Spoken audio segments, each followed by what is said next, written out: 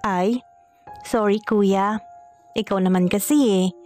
Sabay himas niya sa aking tiyan at mahigpit na yumakap sa aking braso upang i-express ang pagsusorry niya. Lalo ako nakaramdam ng init at parang nagiigtingan ang aking ugat sa buong katawan dahil lalong napadiin ng katawan ni Karina. Parang nakahiga na siya ngayon sa aking dibdib. Sorry Kuya Bogs ha. Nagulat ako nang bigla niya akong halikan sa pisngi.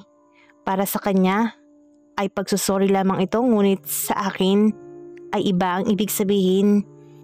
Kinurot ko si Karina sa tagliran niya. Ang ulo niya ay nasa dibdib ko at niyakap ko na rin siya. Malambot ang katawan ni Karina pero hindi ko sigurado kung tinatamaan pa din ng init ang babaeng ito, kaya safe muna ako. Nagyakap kami hanggang matapos ang palabas. Ine-enjoy ko ang pagkakataon na madama ang katawan ni Karina. Lumabas kami ng sinihan na parang walang nangyari. Niyaya niya ako sa parking area upang umuwi na. Wala na din naman na akong lakad. Sa kotse ay tahimik pa rin si Karina. Pinalimig ko muna ang aircon, kaya hindi mo na ako umalis. Kuya Bogs, thanks and sorry kanina ha. Natatawang sambit ni Karina. Lagot ka. Parang pinag-init mo ko dun ha. Biro ko sa kanya. Sorry na nga eh. Please? Malambing na sagot ni Karina habang hinahaplos ang braso ko. Nakaramdam na naman ako ng init kapag nakikita kong ganito si Karina. Kuya, can I kiss you? Wika nito na siya kong ikinagulat. Ha? Di ba kinis mo na ako kanina? Sagot ko sa kanya kunwari. No kuya, I like what you did with Kat. Sagot niya sa akin. Hindi na ako nakasagot dahil bigla na lamang sumunggab si Karina sa aking muka at hinalikan ang aking labi. Napakalambot ng labi niya. Mabangong hininga at bahagya ding tumidikit ang katawan niya sa akin. Marahang umalik si Karina at pinabayaan ko lang. Pero napansin kong pinagbubuti niya ang ginagawang paghalik sa akin dahilan upang lumaban ako ng halikan. Tuluyan na ngang nadala kami ng sitwasyon ni Karina. Napayakap ako sa kanya habang naghahalikan kami. Sa hindi inaasahang pagkakataon ay tumunog ang aking sipi. Walang yan naman no. Ngayon pa, sabi ko sa isip ko. Nagkalas ang aming mga labi. Napasandal muli si Karina sa upuan ng kotse at parang natulala. Nang silipin ko kung sino ang nag-text sa akin, ay parang nainis pa ako sa nakita. Isang advertisement lamang ito ng network. Napabuntong hininga ako at hindi naman din tinanong ni Karina kung ano or sino ito. I'm sorry Karina, pinabayaan kita. I took advantage of your weakness. Sambit ko sa kanya habang tulala pa rin sa upuan. It's okay Kuya Bogs. Ako naman ang nag-initiate eh. I should be the one to say sorry. Sagot naman nito. Katahimikan muli ang bumalot sa loob ng kotse. Pinasag niya to nang muling magtanong. I'm a good kisser kuya. Natatawang tanong ni Karina. Curious lang ako. Dagdag pa nito. Of course you are. Sagot ko naman. Napangiting muli ang magandang kaibigan ni Kat at humarap muli sa akin. Did you feel it kuya? Tanong niyang muli sa akin. Ang alin? Nagtatakang tanong ko naman. Kunwari ka pa kuya ha. Of course, my body. I know. Nadama mo yun kanina sa loob ng sinihan. Kasi kumalaw ang braso mo. No worries. I enjoy it too. Prangkang paliwanag ni Karina. Napakanoto rin pala ng kaibigan ng aking hipag. Hindi mo iisipin na may init din pala siya na akala mo anghel pagkaswal na pagkikita. Wala akong naisagot sa mga sinabi niya at parang uminit ang aking muka. Namumula ako. Alam ko at hindi ito pinalagpas ni Karina. Kuya Bogs, mahilig ka talaga. Natatawang biro nitong muli. Nako, Ikaw nga ang nagdikit ng katawan mo sa akin. Kasalanan ko ba? Natatawa at matapang kong sagot sa kanya. Bakit namumula ka? Biro na naman ito sa akin. Honestly kuya, sorry kung sa'yo ko na ibubunton. Ang init ng aking katawan. Namimiss ko din naman kasi ang boyfriend ko. Kahit paano pag dating sa kamunduhan. Ngayon ko lang kasi na-explore ang sarili ko. At hindi ko gaano na ipadama sa ex ko. Paliwanag ni Karina na walang takot at hiya. I know, may asawa ka na at imposibleng masira ko ang pamilya mo kuya. But then, lumakas lang naman ang loob ko, lalo na sa nakita ko sa inyo ni Kat. Dugtong niya. Dito ay nawala ang pamumula ng mukha ko. Pagtingin ko sa salamin ng kotse at namumutla naman ako. Tumitig ako muli sa kaibigan ni Hipag upang pakinggan ang susunod na sasabihin. Yes kuya, I saw it, all of it. I'm sorry, wika niya. Parang tumilim ang paligid ko at hindi ko alam kung anong palusot ang gagawin ko. Totoong nakita niya ang lahat, gaya ng pagdududa ko noon pa lamang. Gising nga siya at napanood kung paano ko angkinin ang kanyang best friend na Hipag ko.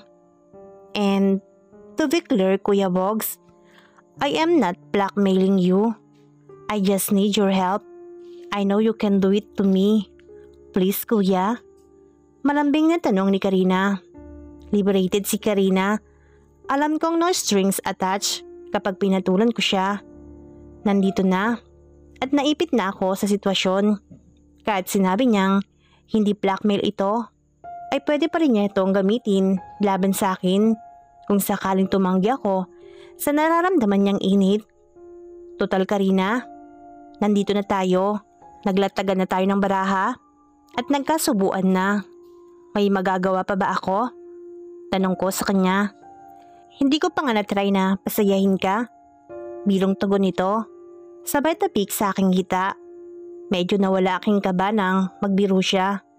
Pero alam kong init na din ang dalaga dahil kita ko na hindi ito mapakali sa kanyang kinauupuan. Hindi ba? Effective naman ang pagsiseduce ko sa iyo kuya? Tanong nitong muli. Hindi mahina. Biro kong sagot sa kanya.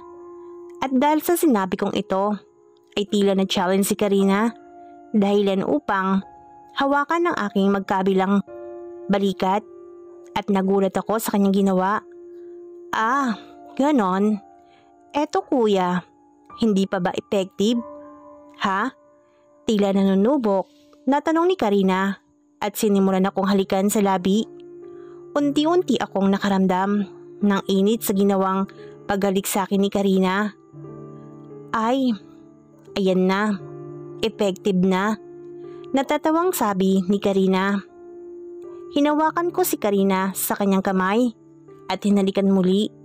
Sa isip ko'y nag-decide na ako na sasakyan na lang ang gustong mangyari ni Karina.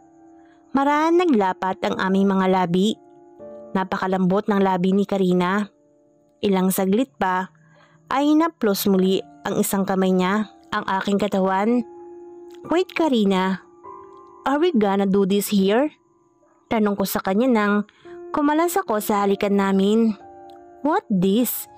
Kissing and touching lang naman, hindi ba? Aha, gusto mo maka-score ano? Natatawang sagot ni Karina sa akin. Napakapilya talaga ng batang ito. Parang napahiya ako sa sinabi ni Karina. At baka ganun nga lang ang gusto nito.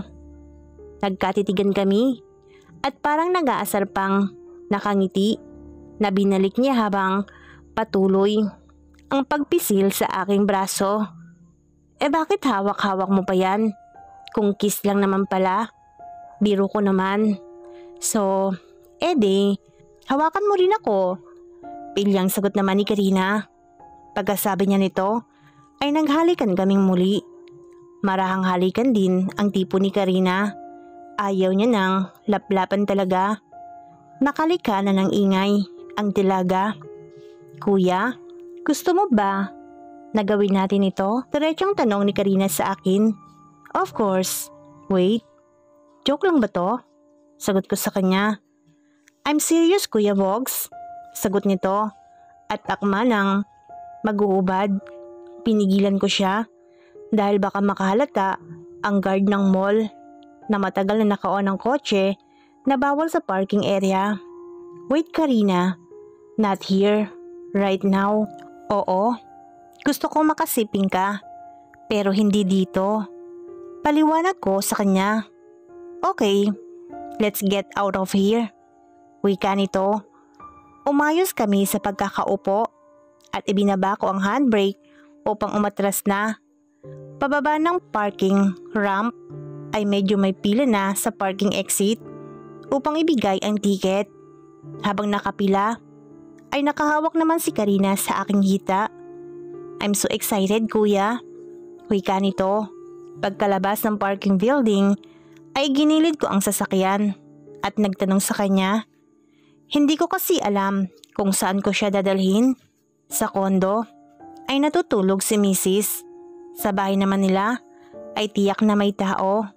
At saka nakakahiya naman sa babae na siya na nga ang nagyaya at sa kanila ko pa to aangkinin. Hinawakan ni Karina ang aking pisngi at malambing na nagsalita. Let's go Pasig, kuya. Nakangiting wika ni Karina. Nagalak ako sa mga sinabi ni Karina. Matagal na panahon na rin kasi akong hindi nakapag-hotel. Naisip ko din na maraming alam pala itong si Karina. Mabilis kong tinungo ang daan papunta sa Pasig kung saan tabi-tabi ang mga motel na ang pangalan pa ng mga bulaklak. Tumingin ako sa oras at baka abutin ako ng hapon. Iyahatid ko pa si Mrs. sa duty niya.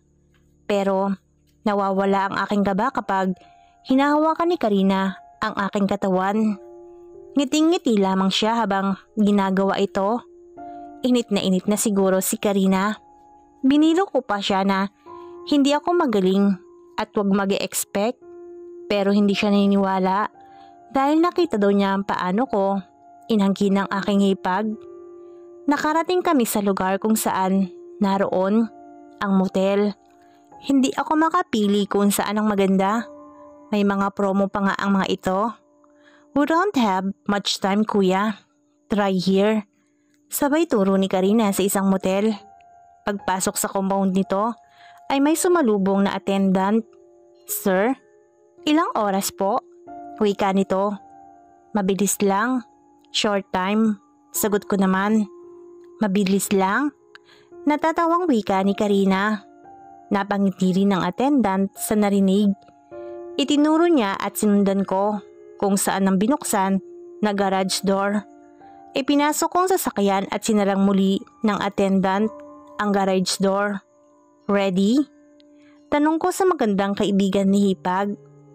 Tumango lamang si Karina at bumaba na kami ng kotse upang umakyat patungo sa room. Habang paakyat ay pinapaliwanag ko rin sa kanya na sana ay sikreto lamang ang mangyayari. Ngumiti lamang siya at tumango upang sumagot. Hinawakan ni Karina ang aking kamay. Pagpasok sa loob ng motel ay umupo muna si Karina. Tinabihan ko muna siya at hinawakan ng kamay. Parang first time na makikipagniig. Namaksyota ang eksena sa loob ng motel. May kaba at tahimik lang kami. Hinalikan ko siyang muli at tumugon din naman siya sa gusto ko. Ilang saglit ay kumalas siyang muli sa aming halikan at nagpaalam. Kuya, shower muna ako. Wika nito. Oh sure Karina, take your time. Sagot ko naman. Inilapag ni Karina ang shoulder bag niya sa lamesang maliit at kinuha din ang puting towel. Pinagmamasdan ko siya mula sa likod at umarap sa akin. Sa mga titig pa lang niya ay naakit na talaga ako. Sabay ka kuya? Malambing na aya nito. Natulala ako sa tanong ni Karina dahil nagsimula na siyang magtanggal ng saplot. Eto na. Nasa harapan ko na ang magandang kaibigan ni Hipag. Nakaramdam na naman ako ng kakaibang init sa aking katawan. Natatawang napangiti na lamang si Karina. Una na ako kuya ha. Ako na lang muna para suspense. Natatawa pang wika ni Karina. Gusto ko magpasaya ng aking sarili ng sandaling iyon dahil sa init na nararamdaman ko. Pumasok si Karina sa banyo at binuksan ko naman ang TV upang manood muna habang naghihintay. Ilang minuto ang lumipas at nahisipan kong maghugas ng aking kamay upang walang masabi si Karina. Matagal ka pa ba Karina? Nasi-CR na ako. Palusot ko. Pasok ka na lang. Bukas yan kuya. Sagot nito. Natawa ko sa narinig. Pumasok ako at patay na ang shower. Nagpupunas na lang si Karina ng basang katawan. Umihi naman ako at biglang lumabas si Karina ng shower room. Pagkatapos kong umihi ay nagsabon na rin ako ng aking katawan. Hindi ko na sinuot muli ang aking pantalon at lumabas na nakatapi na lang ng tuwalya. Si Karina naman ay nakaupo sa kama at nagpapatuyo ng buhok. Tinabihan ko siya at tinakbayan. You're pretty Karina. Wika ko sa kanya. Bola ka pa? Eto na nga. Ibibigay ko na sa iyo ang aking katawan. Sagot nito. Nagalikan kaming muli. Kinapang muli ni Karina ang aking katawan. Hinalikan ko si Karina sa leeg sa batok. This time, nagpakawala siya ng buntong hininga dahil sa aking ginawa. Inalis ko ang pagkakatapi ng towel sa katawan ni Karina. Kitang-kita ko na ngayon ang sexing katawan niya. Makinis ang buong katawan ni Karina. Niyakap ko siya at dinama ang katawan niya.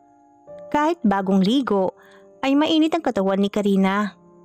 Inalis na rin ni Karina ang aking tapi at doon ipinagdikit niya ang aming mga katawan. Wow, this is really great. Kaya pala nag-enjoy si friend. Natatawang wika ni Karina. Pinasaya ako ni Karina habang busy sa paghalik sa kanyang mga labi. Napapatawa na lang ako sa aking isip dahil napakatanga ng ex ni Karina at pinawalan ang katulad nito. Karina, pwede bang ako naman na magpasaya sa'yo? Tanong ko sa kanya.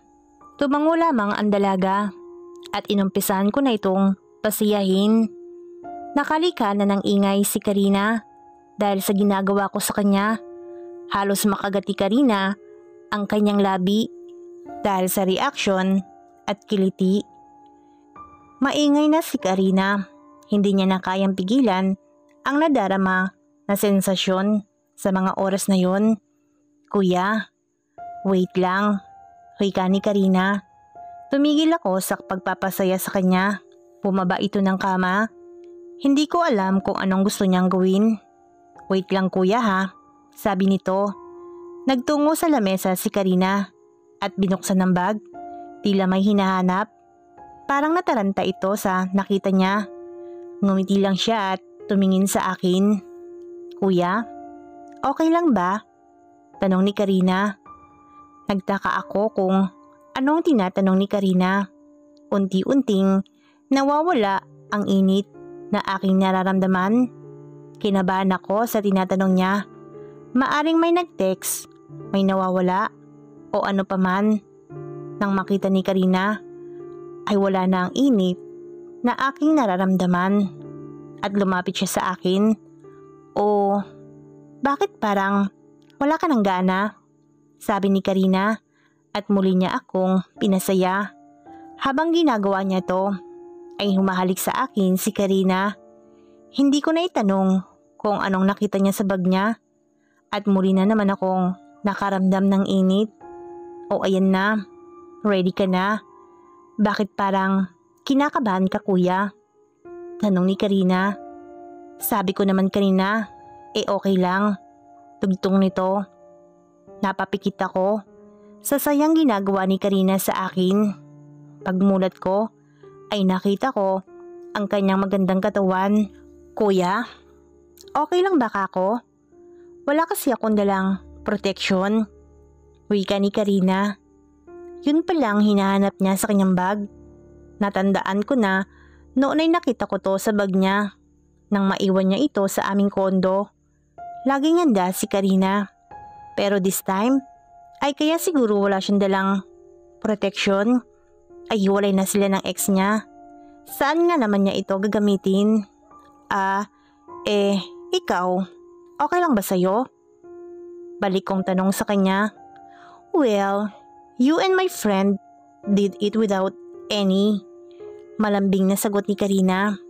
Nagkasundo kami at muling ipinagpatuloy ni Karina ang ginagawang pagpapasaya sa akin. Sanay na sanay si Karina sa pagpapasaya ng isang lalaki. Gosh kuya, hindi ako makapaniwala na nakakasiping kita. Pabulong na sabi ni Karina. Ingay na lang namin ang maririnig sa loob ng kwarto habang kami ay nagniniig, ay nagpupulungan kami. Parang trash talking kung tutuusin. Sinasabi din niya sa akin na mas enjoy daw siya sa akin kumpara sa kanyang ex. Hindi ko naman siya ikukumpara sa aking asawa at kay Hipag dahil sadyang para silang lahat masaya at maganda. Kuya Bogs, angkinin mo na ako. Hiling ng wika ni Karina. Sinunod ko naman ang gusto ni Karina dahil sa sayang nararamdaman nito ay nasa bunutan nitong sarili at muli kong nasilayan ang maputiring kilikili ni Karina. Makinis din ito, pantay ang kulay. Napayakap ng mahigpit si Karina. Nang marating niya na ang kasukdulan, halos makalmot niya ang likod ko. Ilang sandali pa ay narating ko na ang kasukdulan. Thanks Karina, sabi ko sa kanya habang matapos ang isang mainit na sandali. Dati, pantasya lang kita. Ngayon natupad na, sabi ko naman. Oh come on Kuya Bogs, alam ko naman na lagi mo akong pinapantasya pag nasa kondo nyo ako. Pero ako nga din ang dapat mag-thank you sa'yo kasi pinagbigyan mo rin ako. Sagot naman niya. Mga ilang minuto din kami nagkwentuhan. Pinaalala kong muli sa kanya na sekreto lamang ito. Bumulong pa siya na sana maulit daw. Natuwa naman ako pero mahirap yatang maulit dahil sa schedule. Pero kung papalarin, bakit nga ba hindi? Kuya, gusto mo pa bang makaisa? Kasi we have no time, so we better have another days for this. Biro pa nito. Naligo kaming sabay at naghalikan naman kami dahil sa pagmamadali. Nangako na rin ako sa kanya na uulitin namin to dahil bitin ng isa lang. Makatapos maligo ay sabay din kami nagbihis. Pinagmasdan ko muli ang magandang katawan ni Karina, lalo na ang kanyang mapuputing katawan. Ngumiti lang siya pag nakikita akong nakatitig sa kanya. Tara na kuya, wika ni Karina at tumungo naman ako upang buksan ang pinto. Pababa ng garage motel. Umuwi na kami at nagkwentuhan pa rin habang nasa traffic.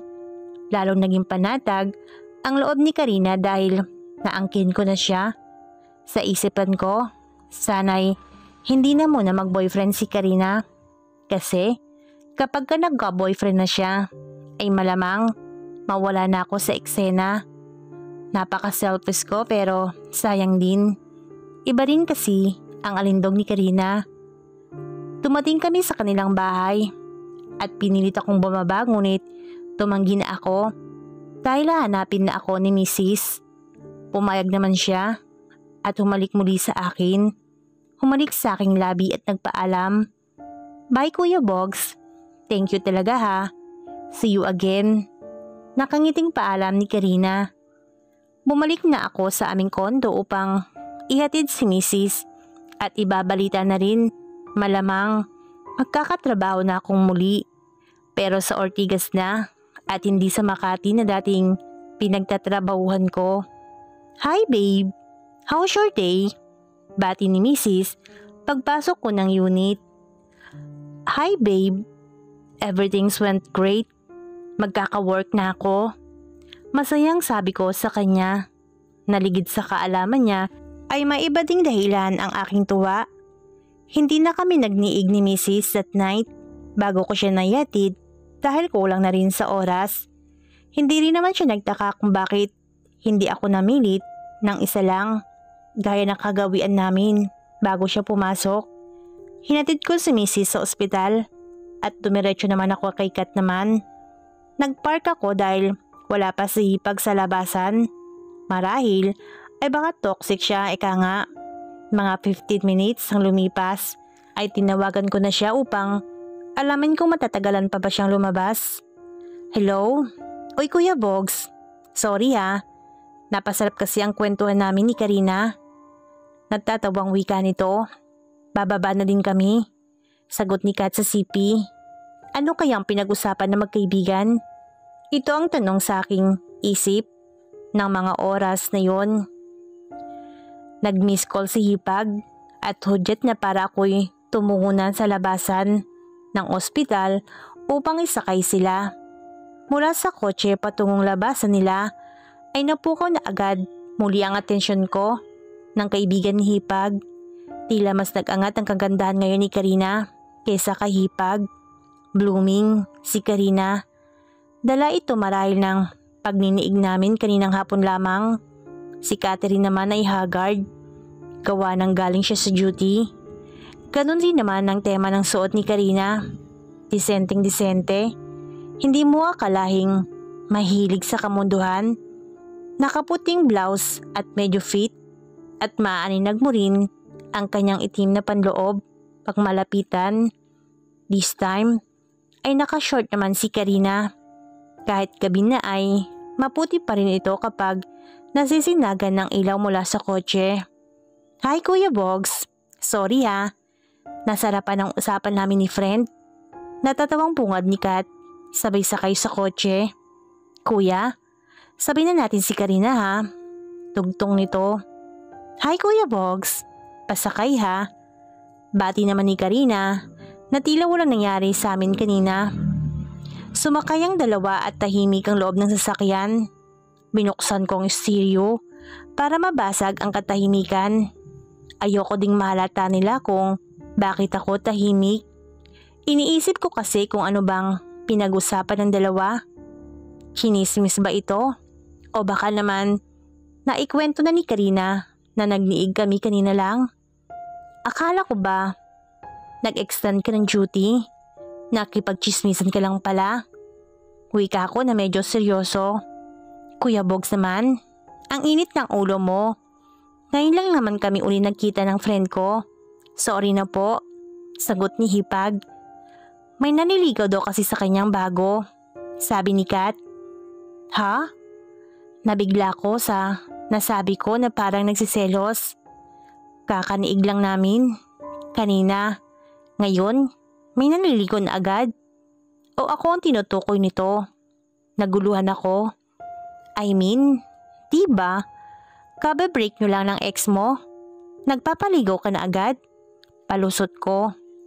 Tumingin ako sa rearview mirror at nakatingin si Karina mula sa likuran ng upuan. Itinaas pa nito ang isang kilay na parang nangaasar. Hindi ko alam kung anong balak na magandang kaibigan ni Hipag. Nanliligo pa lang naman. Natatawang tipid na sagot ni Karina.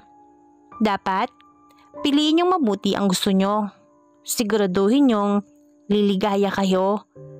Pabiro kong payo sa dalawang dalagang kasama ko.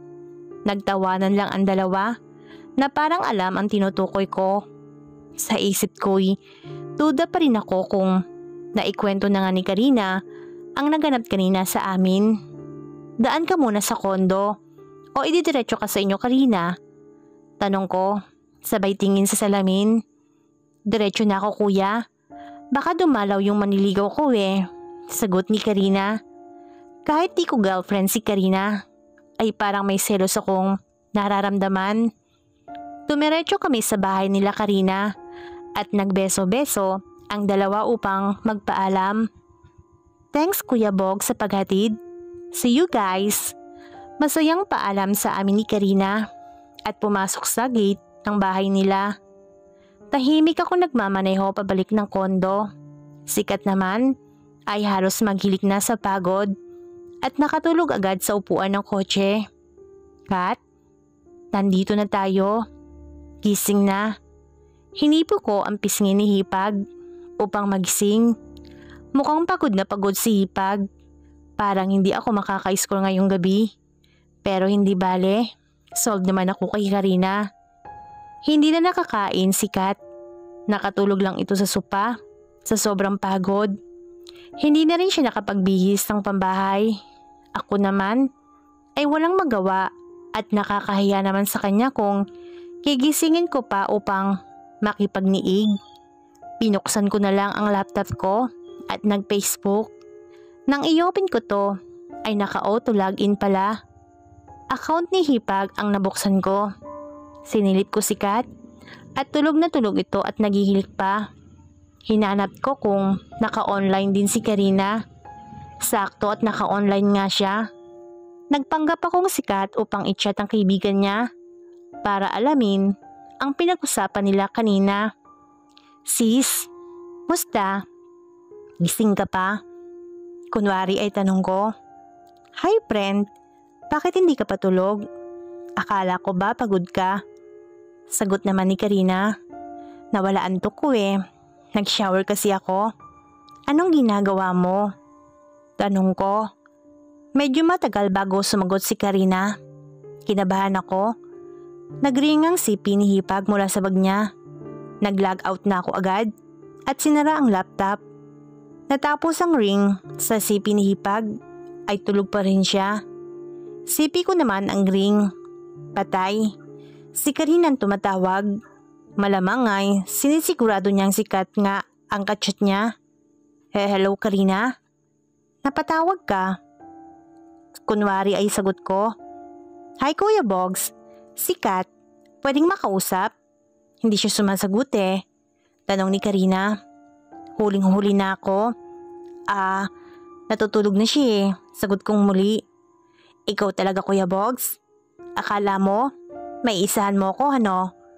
Alam kong ikaw si Kat, yung kachat ko. Never niya akong tinawag na sis no?